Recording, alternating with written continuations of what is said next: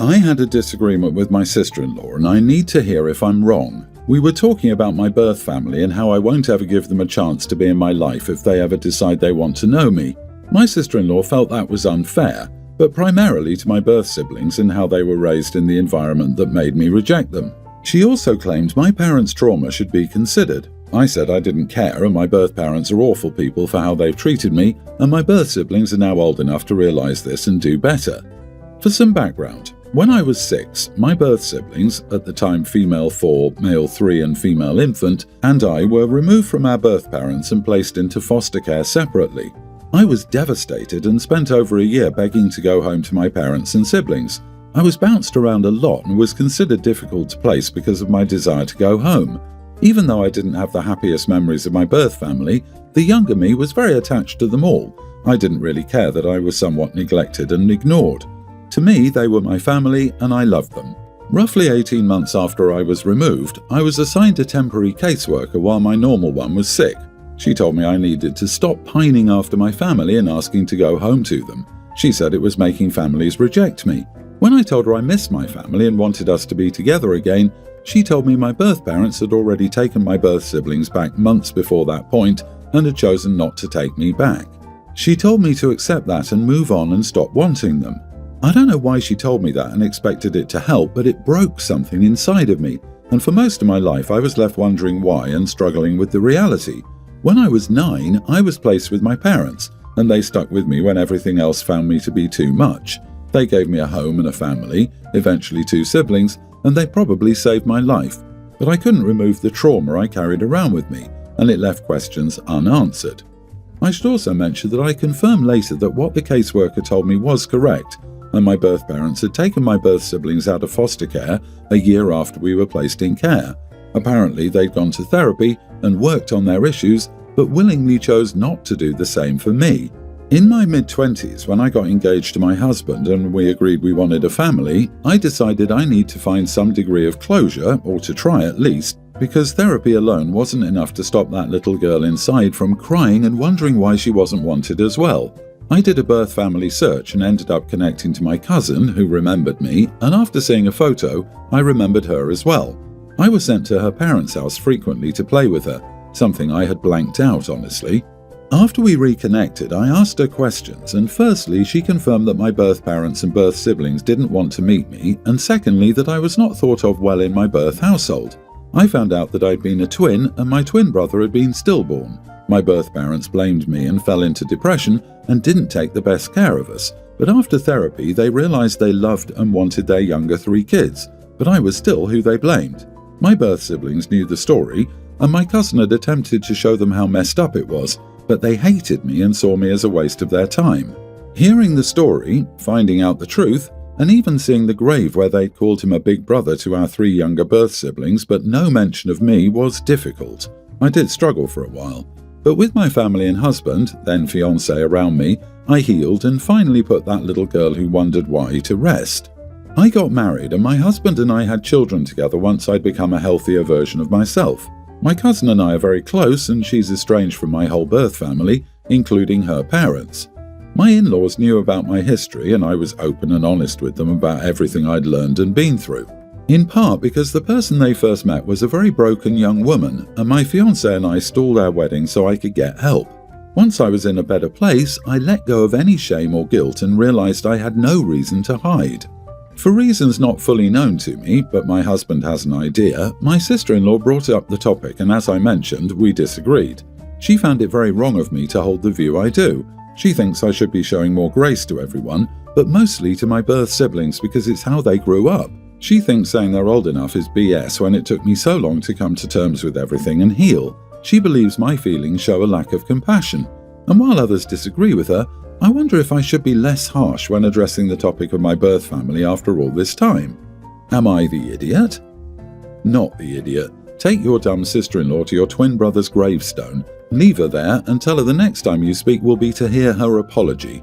Maybe your birth siblings do need time, but it's not your job or your responsibility to wait for them to work through it, and you cannot forever be that little girl waiting for your family to love you.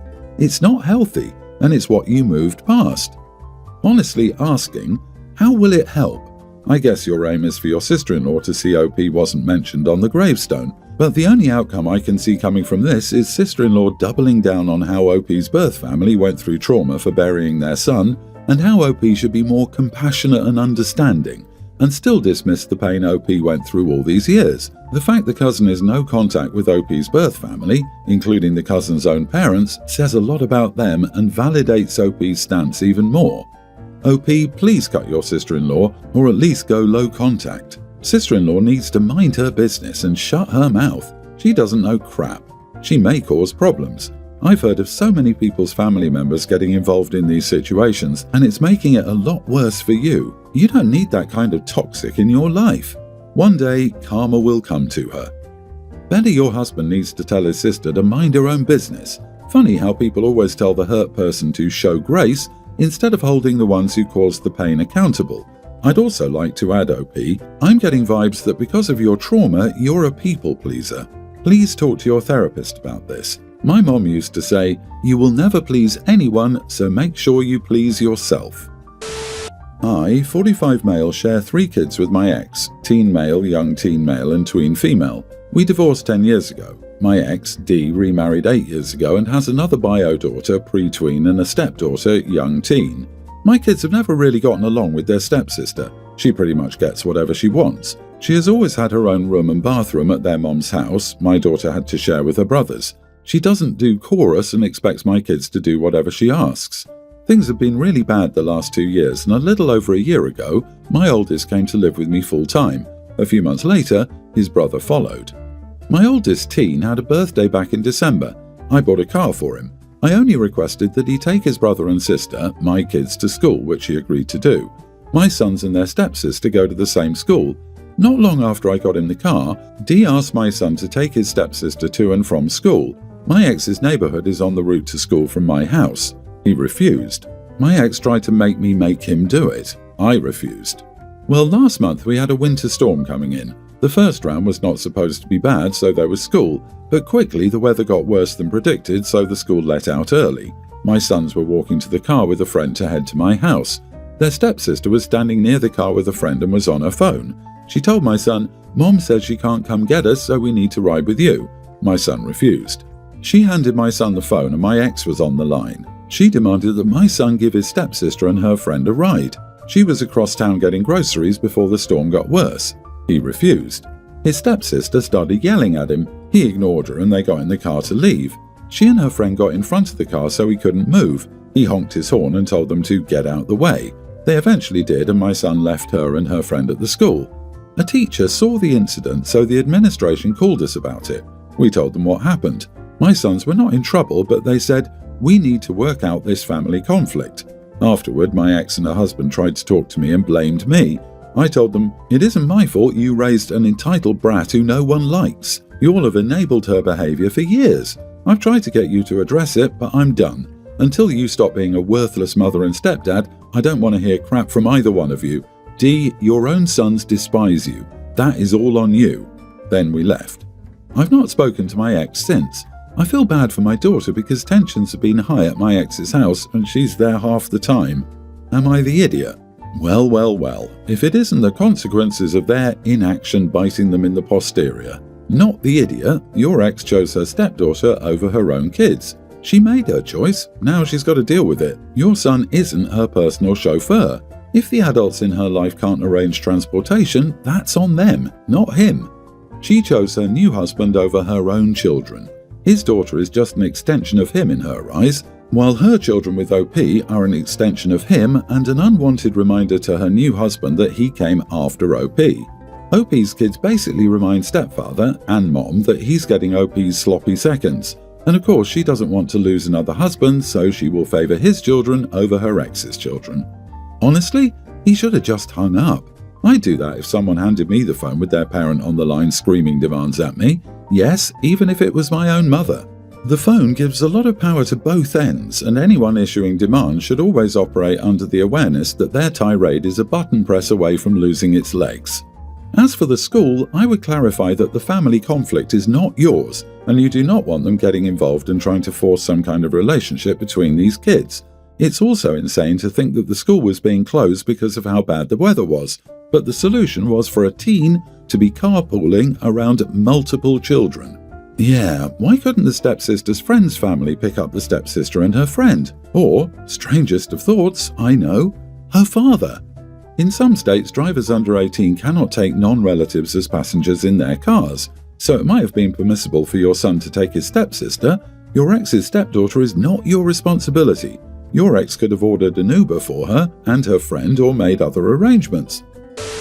I have a daughter with my late wife and her name is Eleanor. Her birthday is coming up in 2 weeks when she will be an adult. Background, my late wife Chloe and I had been dating since college. We got older and ended up marrying, and after our wedding she shared the news with me that she was pregnant, and I was excited that we were expecting our first child. Since it was our first child, we bought a video camera and made little tapes and snippets of her whole pregnancy. Wholesome things such as us joking around, having lunch, or talking to our unborn child through the camera. We promised to only show Eleanor the tapes until her this birthday. Fast forward 2 years after her birth, Chloe passed away due to an intoxicated driver crashing into her car as she was coming home from her mother's house. I was devastated by her passing and went into a deep depression and had to raise our toddler daughter by myself. My friends tried to get me to go out again and start dating, but every time I did, I felt like I was betraying her.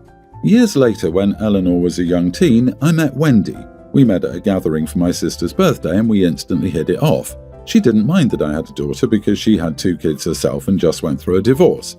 2 years after we got married, we're back in the present. Eleanor's birthday is coming up and I've kept all the tapes to show her.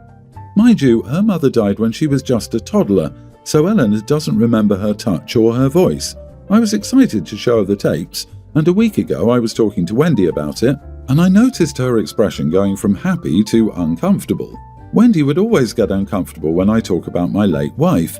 I don't say things like, "Why can't you be like Chloe?" or "Chloe was only supposed to be my first love," but I talk about her in a way that gives my daughter a mental picture of what her mother was like. Wendy has always told me how it made her sad that she can never be like her. Chloe was a model, then started working on her fashion career, and don't get me wrong, she was a really beautiful woman, while Wendy had 2 kids in college and was not in the best shape, in her words. I love both women how they are, and I've never had a preference, but I feel like Wendy is gaining some jealousy towards Chloe. I told Wendy I loved her just how she was, and she broke down crying. The next day after the incident, she came up to me and apologized for the way she'd acted the previous night. I told her it was okay and it was good that she felt comfortable sharing her feelings, and I gave her a tight hug and a kiss on her forehead. She asked to see where the tapes were, and I showed her the box of videotapes of my late wife in her closet. Things were going fine until yesterday morning. I was looking for the tapes because I wanted to put them in a prettier box for my daughter, but when I went to go find them, the box wasn't in my closet. I looked everywhere to the point I walked downstairs to see my wife lying on the couch watching TV. I asked her about the box and she told me she'd thrown it away with a neutral expression. My heart dropped and I asked her what she meant. She told me that I talked about her too much and that I needed to move on with my life. So she threw them away as a head start. I was fuming with anger because not only did she throw away what I had left of her, but she also threw away my daughter's big surprise. We quickly got into an argument and she noticed how angry I was, so she started apologizing. I got to the point I started crying and locked myself in our bedroom. It's the morning and I'm writing this in my office, going through my computer, finding old files or any type of video of my late wife to give to my daughter, because sometimes my daughter still cries that she never got to meet her mother. I really thought it would bring her closer to her.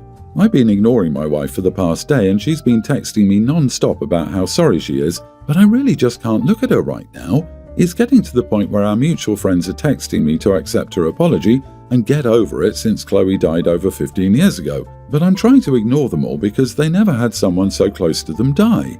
I'm working on finding these files and I'm starting to think I was overreacting. I don't know what to do and I really need help. Not the idiot, but your new wife is. To act sorry about throwing a tantrum, then use your sympathy or empathy to show her the videos just so she can throw them away out of spite, especially knowing your plans for them with your daughter.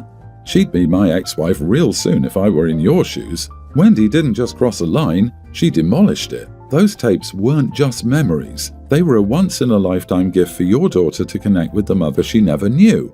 What she did wasn't about helping you move on, it was pure jealousy and selfishness. And the fact that your mutual friends are trying to downplay it? Unbelievable. You're absolutely right to take time to process this. Honestly, this would be a deal breaker for many people. Agreed, I'd leave her so fast her head would spin. This is one of those, I will forgive you when I get those tapes back deals. Regardless of her petty insecurity, the coldly premeditated destruction of those memories for your daughter is the definition of unforgivable for me. Oh, my dear OP, please get in touch with the garbage company for the love of all things and your daughter. You never know, they sometimes know where trash was dropped in the landfill, and if I were you, I'd jump into a heap to dig those up.